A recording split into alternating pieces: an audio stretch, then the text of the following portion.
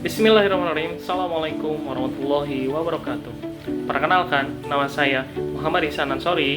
Saya merupakan peserta latihan dasar CPNS tahun 2025 gelombang 2 yang berasal dari tahun 8. Saat ini saya akan menjelaskan tentang materi yang telah saya pelajari pada agenda 2 di hari kedua ini.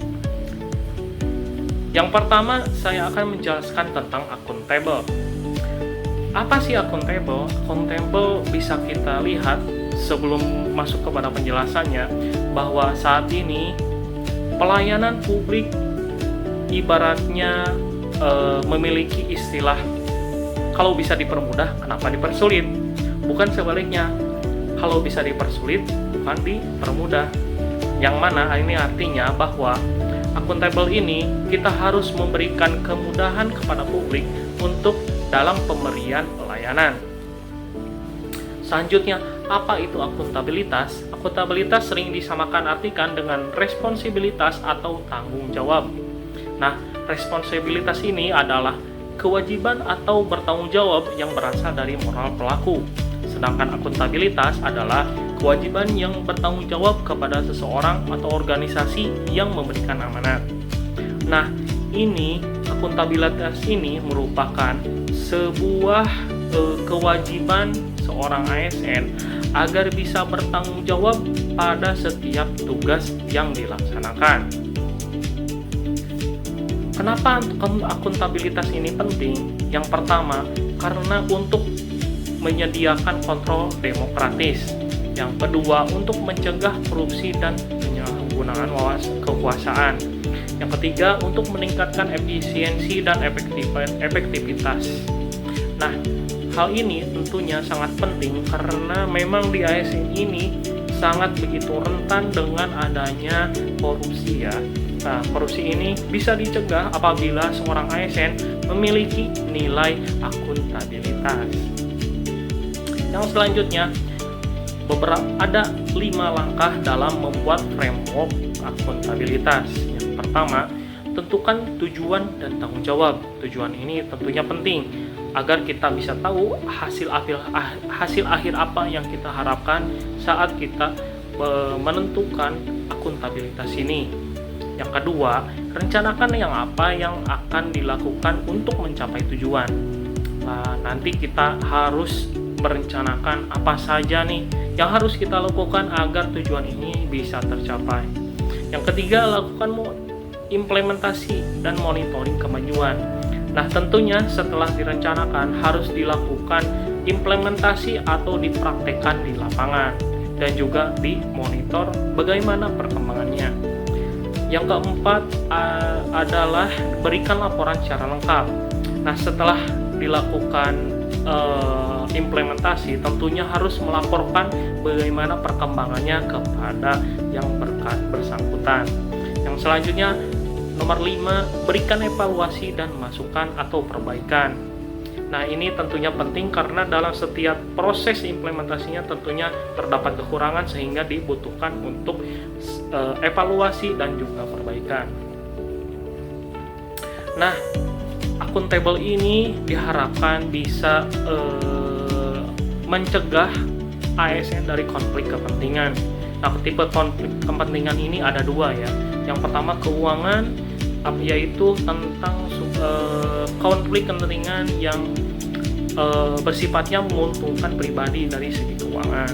Yang kedua non keuangan, misalnya ini kita bisa membantu orang lain yang mana itu disalahkan wewenang kita untuk memberikan keuntungan kepada orang lain. Yang selanjutnya, saya juga mempelajari tentang kompeten. Kompeten ini sebelum kita masuk kepada pembahasan kompeten ini dibutuhkan kepada setiap ASN dikarenakan pada saat ini teknologi sudah maju. Sedangkan teknologi ini tidak bisa berjalan apabila ASN-nya tidak memiliki kompetensi dalam menggunakan teknologi ini. Sedangkan ketika teknologi ini bisa digunakan, maka produktivitas ini akan sangat membaik, bahkan akan sangat jauh lebih tinggi daripada kita tidak memakai teknologi. Nah, kompeten ini juga berkesinambungan dengan tujuan pemerintah, yaitu Smart ASN 2024 menuju Indonesia Emas 2045, yang mana roadmap-nya yang pertama kita menyediakan dulu good governance, yang kedua kita reformasi birokrasi, yang ketiga sistem merit, yang keempat baru maju kepada birokrasi kelas dunia. Nah, birokrasi kelas dunia ini artinya kita tidak kalah dengan negara-negara maju yang memiliki sistem birokrasi yang sudah sangat baik. Nah, apa yang dibutuhkan untuk apa saja gitu kompetensi ASN ini? Yang pertama, kompetensi teknis, yaitu seperti pendidikan, pelatihan, fungsional, dan juga pengalaman kerja secara teknis. Yang kedua, kompetensi manajerial. Nah, ini diukur dari tingkat pendidikan, pelatihan, struktur atau manajemen, dan juga pengalaman kepemimpinan. Yang ketiga, kompetensi sosial kultural. Ini diukur dari pengalaman kerja berkaitan dengan masyarakat ya. Nah, ini berkaitan dengan masyarakat sehingga bagaimana menciptakan dirinya memiliki sosiokultural yang baik. Nah, meningkatkan kompetensi diri sendiri ini sangat penting. Nah, kita harus yang pertama merubah mindset ya. Merubah mindset ini kita harus selalu terus mengembangkan diri. Peningkatan kompetensi diri ini adalah keniscayaan ya. Karena kita sudah sangat maju dalam hal teknologi, maka manusianya juga harus ikut maju. Yang selanjutnya kita juga memanfaatkan sumber keahlian pakar atau konsultan ya, karena kita sudah banyak sekali sumber-sumber keilmuan yang bisa kita dapatkan dimanapun dan juga kapanpun.